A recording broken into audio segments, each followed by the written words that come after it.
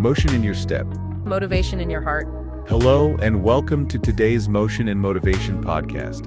We've put together a study guide for everyone. If you need it, you can grab it from the video description. All right, so diving into the world of Steve Jobs, and we have this biography that you've provided. Yeah. And we're going to really try to sort of go beyond just like the Apple facade and uncover the man behind all this iconic technology. Yeah, getting into like how this mind works. Mm-hmm. You know, the brilliance, the complexities, and how his experiences, even from childhood, shaped the trajectory. And that's what I think is so interesting about this particular biography, is that it really does go back to his childhood in a way that I haven't seen before. Right. And, we all know, he was adopted, grew up in the heart of Silicon Valley.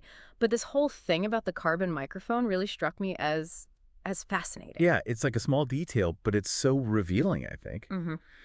Imagine young Jobs tinkering with electronics and like discovering that this microphone could actually work without an amplifier. Yeah. Something that, his father was insisting was impossible.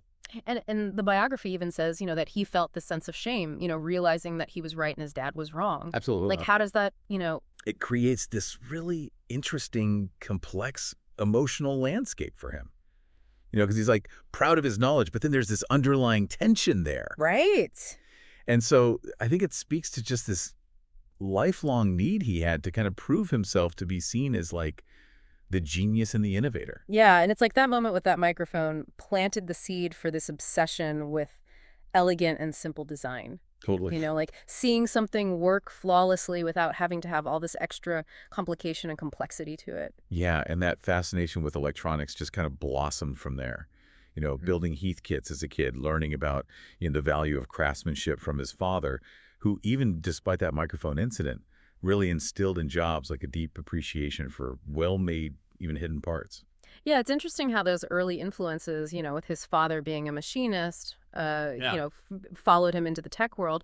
But then you get to Homestead High, and it's like a world away from his dad's blue-collar life. It's true, and it's where John McCollum's electronics class becomes his new kind of stomping ground. Right. And think about this. It wasn't just a class. It was like the dawn of a new era. Totally. Like if his father's generation saw auto shops as like the future for Jobs, it was electronics.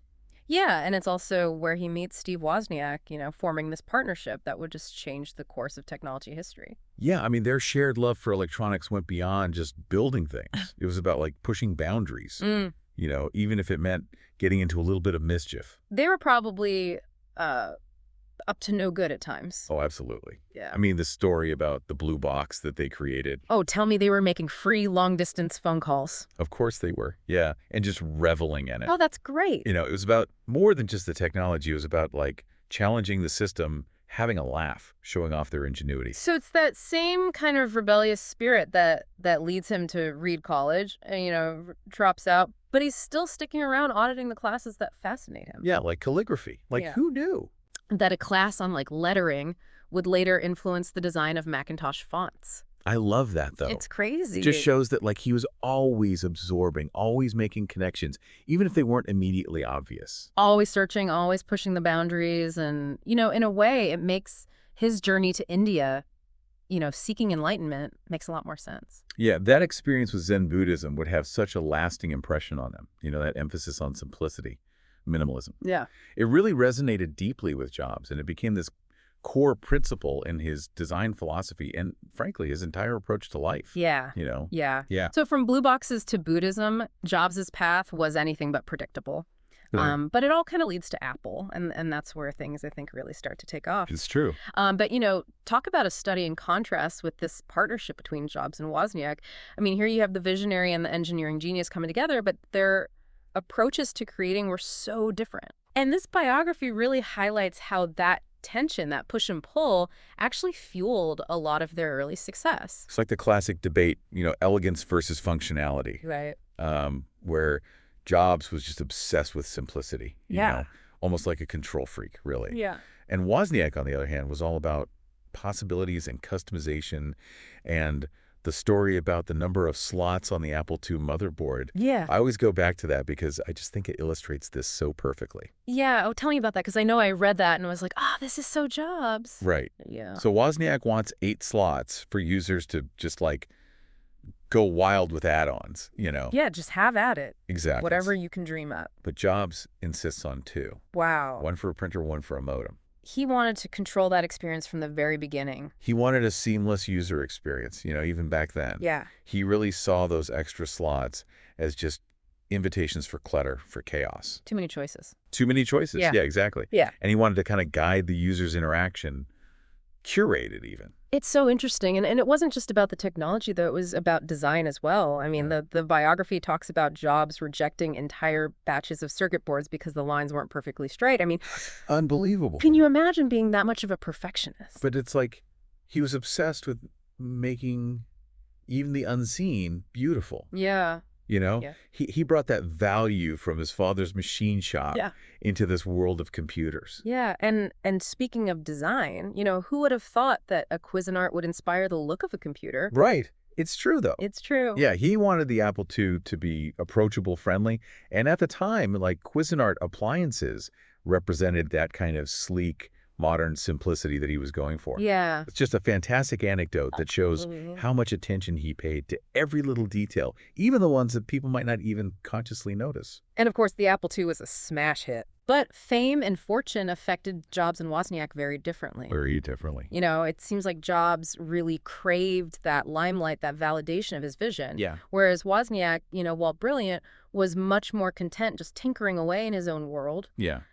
It's not surprising that eventually their paths diverged. Yeah, it makes sense. And then comes the Macintosh. Oh, the Macs. Which took Jobs' obsession with control and innovation to a whole other level. And this is where we really see that reality distortion field in action. Oh, yeah. The Macintosh team faced, seemingly impossible deadlines, and he just expected them to move mountains. Yeah. And it wasn't just about leadership. It was about, bending reality to his will. I mean, it's almost Shakespearean, this whole thing of being ousted from Apple, the company that he poured his heart and soul into. It's true, and it's a good reminder that even visionaries can be undone by their own intensity. Yeah. His management style had alienated so many people, and I think the board really saw Scully as this kind of steadying force, even if it meant, sidelining the founder. Right.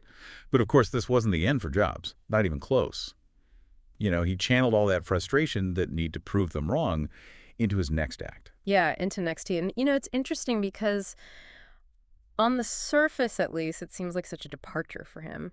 These expensive niche workstations, not exactly mainstream tech. True, but I think if you look a little closer, you can see that Next T was really Jobs indulging his passions without compromise. Oh, interesting. Right. So, he brings in Paul Rand, this design legend, to create the logo. Wow. He's obsessing over every detail of the NXT Cube computer with that sleek magnesium cube design.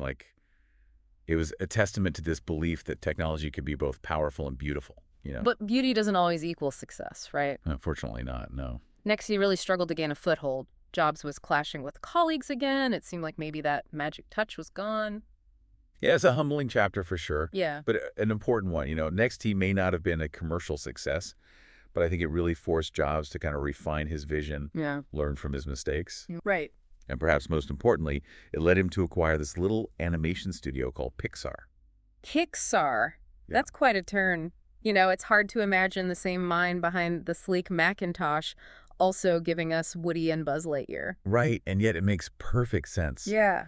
Jobs had always been drawn to storytelling, to pushing creative boundaries. And I think with Pixar, he found this whole new canvas for his vision. A whole other way to connect with people. Exactly, on this emotional level. And, his partnership with John Lasseter, the animation genius behind those early Pixar shorts, was crucial. They shared this belief in the power of computer animation to create stories that would resonate with people of all ages. Yeah. Think about Luxo Jr., It's so good. It's so simple, a desk lamp, right? But it's brought to life with so much humor and heart. So charming. Or Tin Toy, tackling these complex emotions from a toy's perspective. It's amazing. These shorts weren't just technological marvels. They were proof that Jobs' instincts for storytelling were as sharp as ever. And then you have the ultimate redemption arc. Oh, yeah. Jobs returns to Apple in 1997, a company that's on the brink of collapse, and leads them to unimaginable heights. I mean, Unbelievable. how did he do it? It's a comeback for the ages. Yeah. Jobs humbled by his experiences, but still driven by that same fire, I love that. returns to Apple with this renewed focus. And what does he do? He streamlines the product line, rebuilds the brand, and just reminds the world what Apple stood for: innovation design. And this unwavering belief in the power of technology to change the world. The iMac with its, playful colors and that all-in-one design was just the beginning. Oh, yeah. Then came the iPod. Yeah. Revolutionized how we listen to music. Right. iTunes, completely transformed the music industry. And then, of course, iPhone. the iPhone. Which changed everything. This device was so revolutionary that it redefined what a phone could be. It really did. It's amazing. Yeah. And I think, those later years at Apple for Jobs were just marked by his relentless pursuit of his vision. Yeah. He understood that technology wasn't just about specs and features.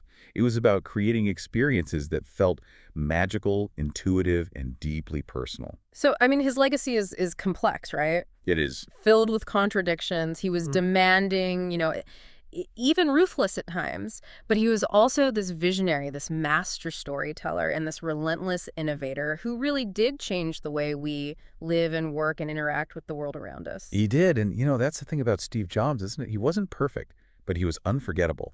And his life, full of these twists and turns and unexpected triumphs, offers valuable lessons, I think, for anyone who dares to dream big. Absolutely. So what resonates most with you from this deep dive into the world of Steve Jobs? If you enjoyed this video, don't forget to hit the like button and subscribe. That way you won't miss any of our updates. Also, if you think this video could help others, please share it with them. Thanks for watching and for your support.